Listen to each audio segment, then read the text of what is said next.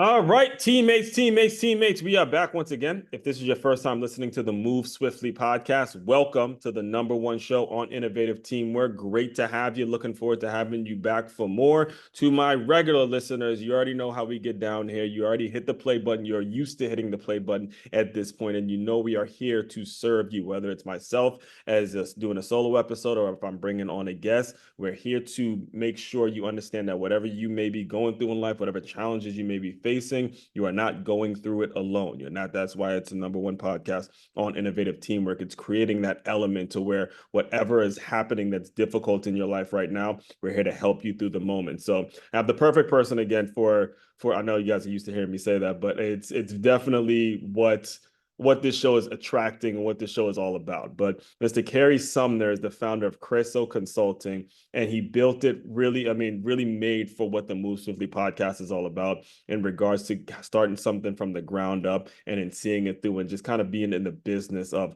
serving clients. So all that being said, Carey, welcome to the show. Yeah, thanks for having me. Great to be here. Excited to be with you today. Yeah, likewise, man. And I was reading through all your stuff. I was listening to you on, and for the regular listeners, you guys know this, but to my new timers, you guys already know, or to my new timers, I'll tell you now, I do my research on people. I don't just bring any bullshit on the show. I make sure I listen to them and I make sure I read all their bios and everything because I don't want to bring no nonsense on here. And, you started out, I believe you said 15 years old, doing like a lawn business, and then you Yeah. created something, We Be Moving Now. As someone I grew up in Silver Spring, Maryland, my dad would make me cut the grass, and that's work that I actually respect and stuff like that. Let's kind of go back to your teenage years a little bit, and walk us through a little bit about your background, how you grew up, and then how you're able to kind of turn this thing into an actual business. Yeah, for sure. So for me, some people they have that mantra of, oh, I'm an entrepreneur, start things, but I never thought of myself that way. I just kind of always did things and kind of looking back now, I look back and I'm like, oh, I guess I'm entrepreneurial, right? Now, this Uh, was in Jacksonville.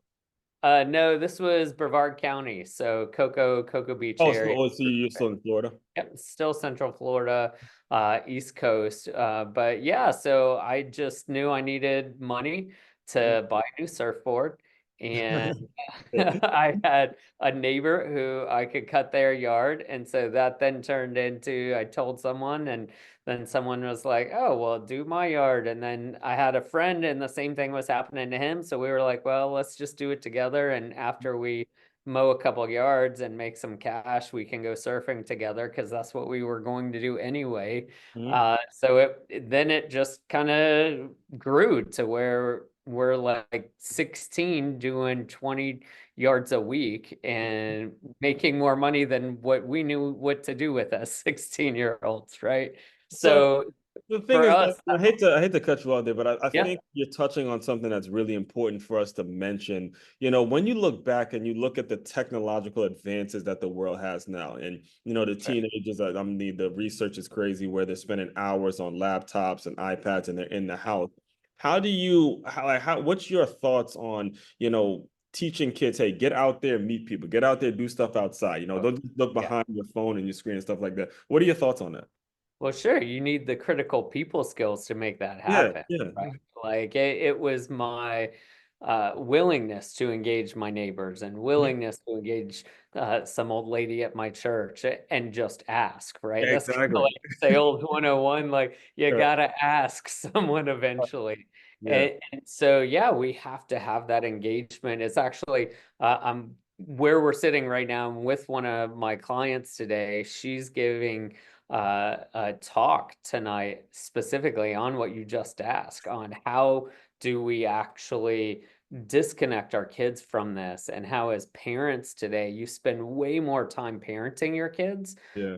It feels like even less impact, and it's because of the devices that they're holding on to. So You can't definitely make getting this in. stuff up, folks. I mean, the man is there on the job doing a podcast interview with one of his clients. Again, this is stuff I don't plan. It just happens, man. So appreciate uh, you. I have to shout you out again. Appreciate you taking the time to do yeah, that while you're obviously tending to your clients and stuff like that. That's for awesome. sure, for sure. All right, so you're going about doing this business, and I believe you had mentioned it didn't become a business until you actually spent some time, I guess, through school and working certain jobs and stuff Sure. like that. Can you walk us through those years in which you were maybe working a job that you didn't like and how you were able to turn it into something that became feasible? Yeah, absolutely. I always kind of looked at every job as it's building something into me, right? And I have the opportunity for that. Even jobs that may have been in places I didn't like, or with bosses that maybe were not the easiest, Right. there's always something to gain from there, right? So I could have taken a victim mentality, but what I chose to do is just say, okay, what am I going to learn from this? Hmm. And how's that going to pack in? And so for me, it really was learning how to deal with people. So I do a lot of team development now, Hmm. working with executive teams, working with departmental teams, helping them sort out their communication, how they work together, or building a system. So, how are we going to actually do X? A lot of people either have really good ideas or are really good at implementing something, but I find creating the plan to get the idea from idea to implementation is a struggle for people. And that was just something, for some reason, I was good at it. Hmm. And being able to say, okay, well, here are the 10 steps we have to take to do this. Who's going to take them and when are they going to do it Hmm. was natural for me. So I just got better and better at that because more people would say, hey, you're good at this. Will you do it for us? And Hmm. so the more we do it, the better we get at it. Right. And that kind of happened. So for my business as it developed, what I really did was say, okay, what is it that A, I'm actually good at, Hmm. and B, I love to do? And I said, all right, well, that's what I'm going to go do and offer to people. So that's kind of how the business developed, was just that sense of leaning into those gifts and the things where I've been successful.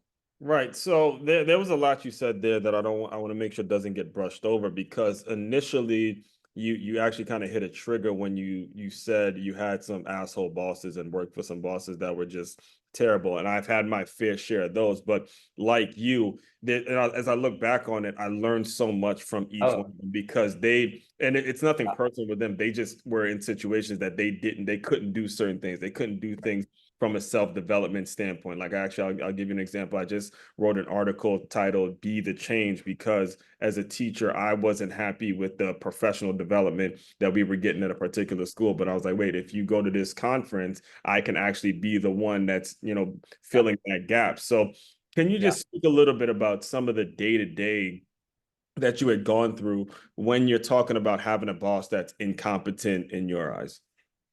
Yeah, I think much like you just said, I tried to view them as they've been they're doing the best with what they have been given, Right, right? right. And so trying to take it from that and then really just trying to say, okay, what's the objective that Mhm. we're all going for here? Right. And yeah, okay, now I'm going to do what I can to get that. And so, I can remember having a boss who was very patient with me Mhm. when I'm trying to charge the hill and take this objective, and I've got a bunch of volunteers, and I'm like, oh, like, come on, get out of the way, let us go. And he's slowed me down. He's like, hey, if you don't take the troops up the hill, just Mhm. because you take the hill doesn't mean that that's a good thing. Right, And right, right. Yeah, I so he was understand. like, Right. hey, you got to go do this.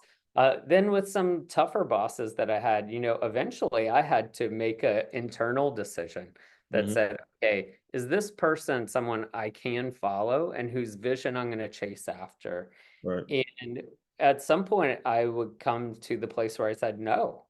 Mhm. And I have a choice then. Am I going to be a pain in that person's behind? Or am I going to move on to what's next? Right. And so there's that sense of when we're in leadership and when we're under leadership, yeah, you want to rise up, you want to help lead, that kind of Mhm. thing. But at some point, you also have to say, hey, this isn't a good fit for me. Okay. And what's healthiest for me from a even mental health standpoint is not to stay in a bad system, but Hmm. to find that next system where you are going to thrive.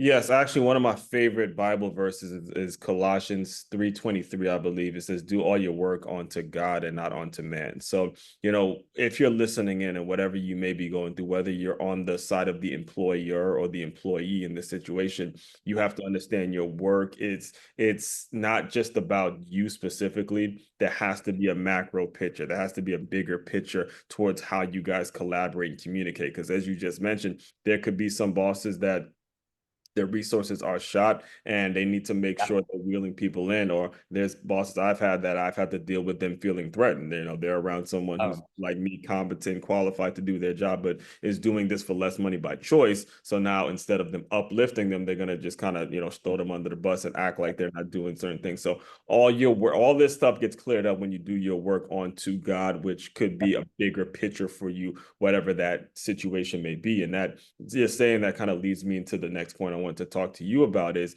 when you are transitioning on your own. And I heard you kind of talk a little bit about this when you were on a previous show. The nut. I remember actually when I was I was selling scouting services to parents, and they all loved it. Everything was great. But then it's like, what's the nut? The nut is the price, right? The price yeah. is how much it charges, and that's what turned a lot of people off. Can you speak a little bit about when you're talking about your clients and how you go about that conversation of how much should you charge for your Yeah. services, and or are you worth it? Walk us through a little bit about how you're able to get to that point, because that's really what's going to make the business flow. Yeah, for sure. I've actually in a conversation with someone about this right now where we're going back and forth. Right. It's a lot. Because for me, from a consulting standpoint, I don't charge from an hourly basis. Hmm. What I do is I charge based on what is the value of what the engagement to you as the business owner. Okay. So, especially on engagements that are going to have a direct revenue Yes. impact to that business, say you're going to make an extra $100,000 out of the work we do. Well, what is it worth to you as the business owner Hmm. if you make another $100,000? Right. And for everybody, that's a different number. Like some people are going to say, well, that's worth 5,000. And I'm like, okay, that's great. Find someone who will do that for 5,000. Right. Right. Right. For others, they're going to say, okay, that's worth 30,000 to me. And I'll kind of decide, okay, within the scope of all the work I have, is that worth it for me to do? So it's really defining the value of the work I'm doing on what result I'm going Got to it. come out on. And that for me, one of the reasons I've trended towards that, I have always been a fast mover in Mhm. whatever I do. And so if I quote an hourly price to you, I'm going to finish that faster than most people. Mhm. I should not penalize myself Right. by charging you an hourly rate that I know I'm already going to go fast on.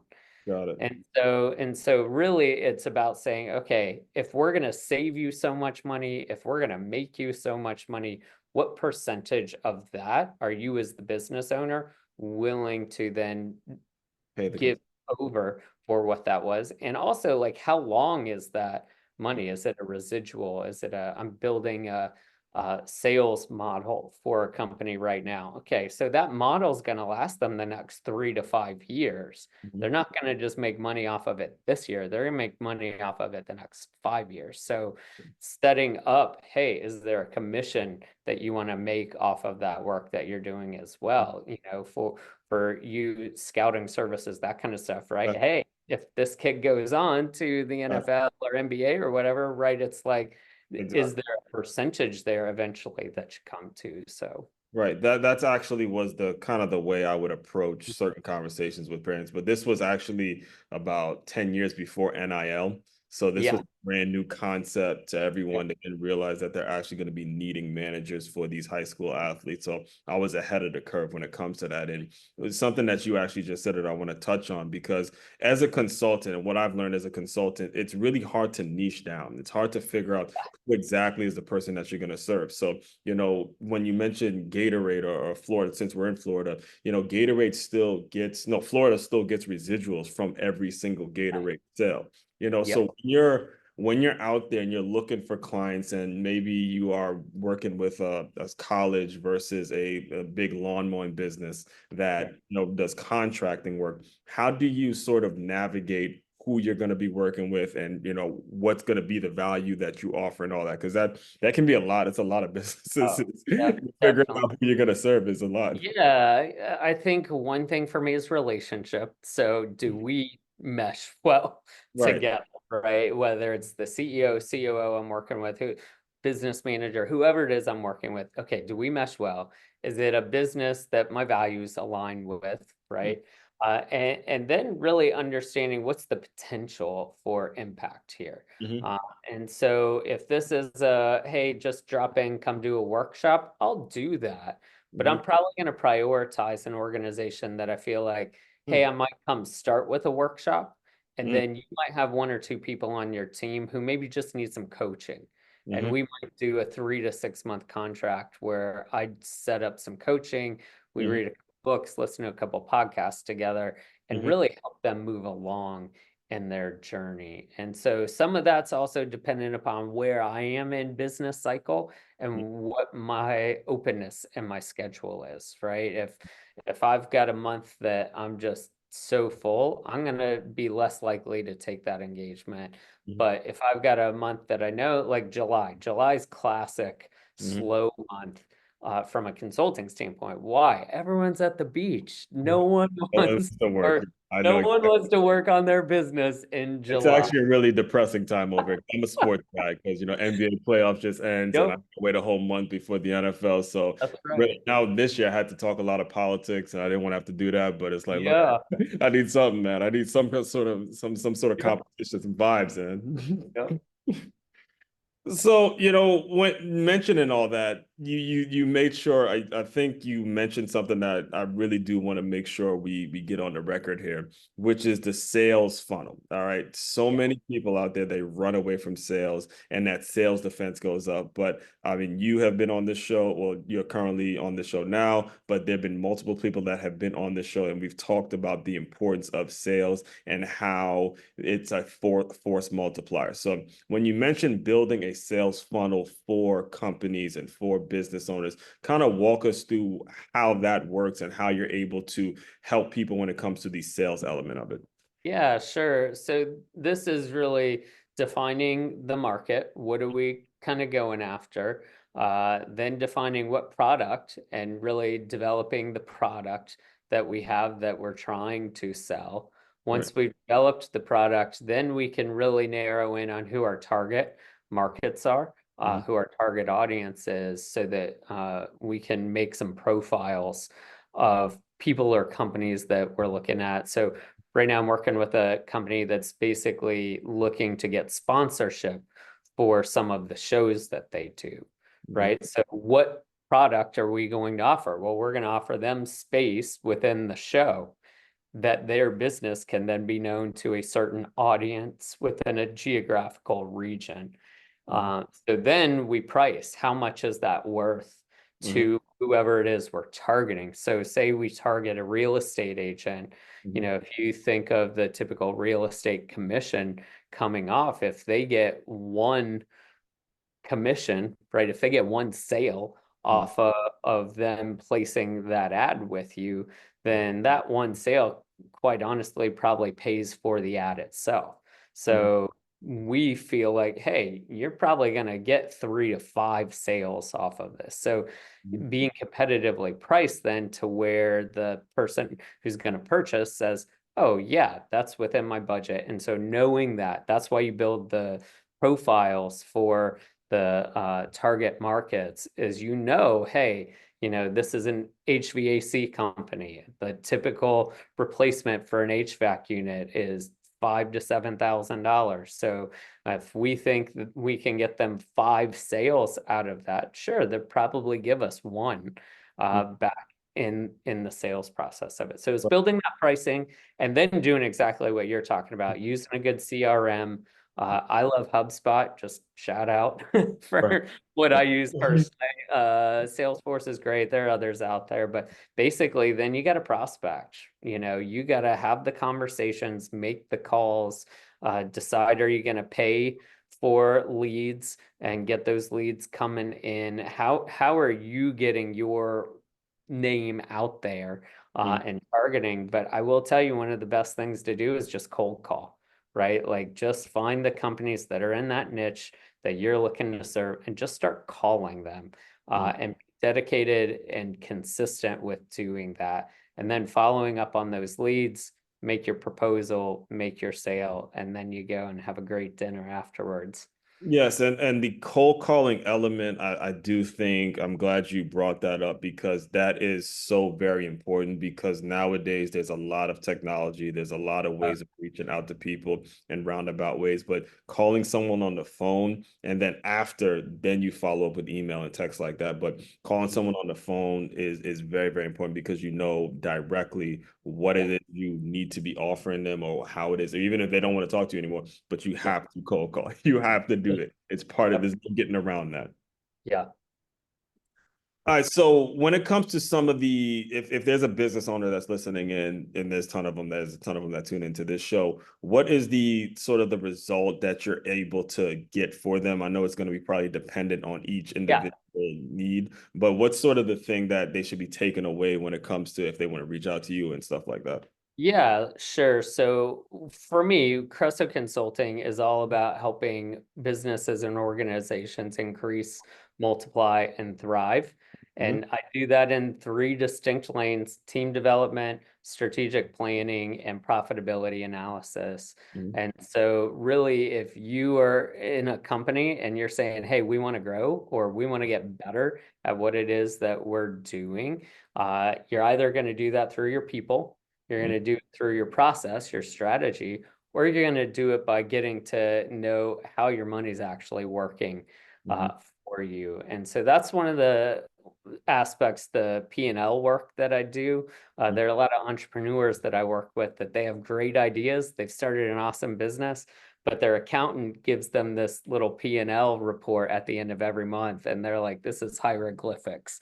mhm, And so one of the things that's fun for me, just kind of with my business background and my MBA, is coming in for them and saying, "Okay, here's what this means. Like you're short on net income because, someone in your company spent a ton more money, or because the sales did not come in, what's going on with the leads, and you can go hunt and pack." And so mhm. what I really like to do for my clients is create a customized plan for them. It's Gotcha. not a one size fits all. I'm not going to come in and say you got to do this or this or this Right, without knowing anything about you as a company.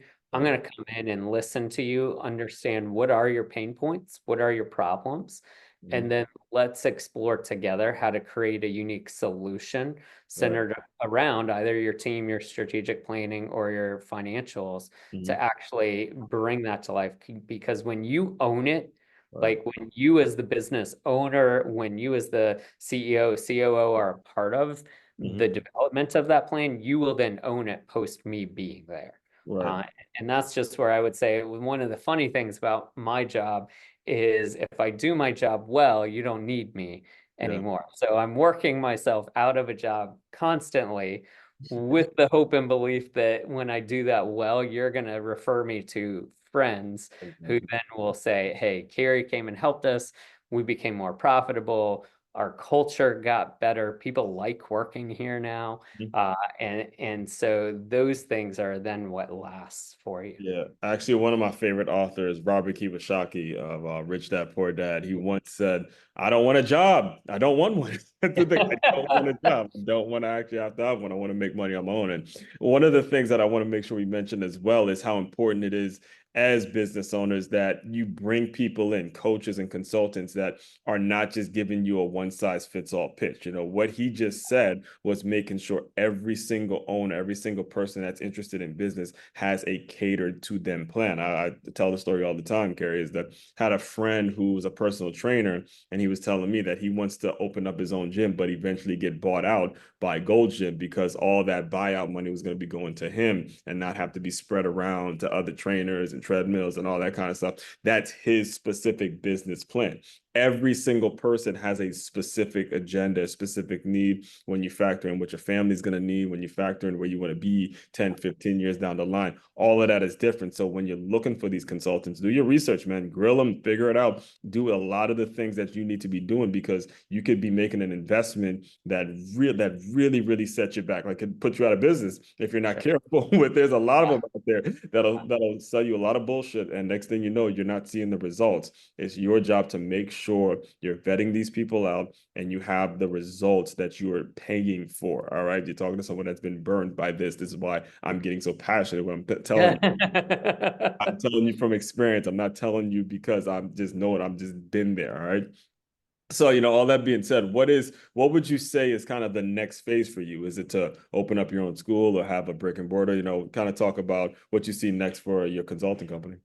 Yeah, sure. I think for me, it's just continuing to serve my clients well and Right. scale. I do think at some point I have a couple of trusted people in my circle who I'd eventually trust with Mhm. certain engagements and with certain clients. And I think that would probably be those next steps, and is scaling my business Yes. enough to where I'd say, hey, let me train this person to do some of these engagements with me. Yes. And how can people get in touch with you if they're interested in hearing more? Yeah, so two easy ways: go to the website, cressoconsulting.com, Cresso consulting.com, or shoot me an email, Carey, Carey at cressoconsulting.com. And all of that will be included in the show notes as well. So, Carey, the final thing I do to close out all the shows is I want you to use your imagination a little bit. You are 15-year-old version of you has just come into the Zoom room. He is thinking of ways to get in this surfboard. He's like thinking, man, maybe I could cut some grass and stuff like that. Yeah. Pretend that version of Carey has come into the Zoom room, and give him some words of encouragement, and we will Yeah. officially close. Yeah, so I would say lean into those places that bring you life. Find those things where it's like you're thriving and you're doing well, and find the people who will encourage those within you. Find Mhm. the people who will challenge your rough edges and who will help you refine who you are. And really surround yourself with the right people, and they will help take you to those next levels. Uh, Absolutely nothing to add to that, man. I'm telling you, you guys get around the right people, the right peer group. There's so many of the problems that you would have had is just not going to be there. It's so important. Get yourself around the right people. Get a coach, get a consultant, people that are pushing you forward, and you'll know, because you'll be uncomfortable talking to them, because you'll be kind of getting called out on your shit. Hey, you didn't make that cold call. Didn't make that cold call. Uh-huh. People Yep. around, like people who are around you, then you'll start to feel yourself getting better. So, all that being said, fellow teammates, continue to move swiftly. We will talk more soon.